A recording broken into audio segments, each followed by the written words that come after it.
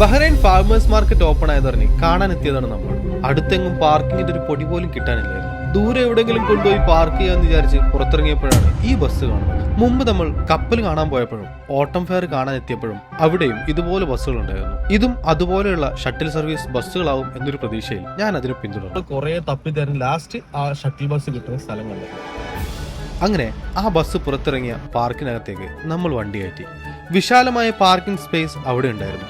ഈ area Abu Subu park എന്ന് Google മാപ്പിൽ അടിച്ചാൽ കിട്ടുന്നതായിരിക്കും. വണ്ടി അവിടെ ഇട്ട് ബസ് പിടിക്കാനായിരുന്നു അടുത്ത ലക്ഷ്യം. അങ്ങനെ ആ ചെറിയ ക്യൂവിൽ നമ്മൾ നിന്നു.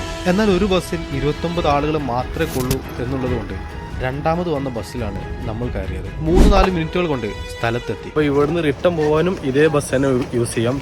ഇറങ്ങുന്ന സ്ഥലത്ത് തന്നെ ബസ് സ്റ്റോപ്പ് എഴുതി വെച്ചിട്ടുണ്ടാവും. പിന്നെ നേനു എനിക്ക് എന്തൊക്കെയോ കാണിച്ചു തരാൻ അക്ഷമയായി കാത്തു നിൽക്കുന്നുണ്ട്.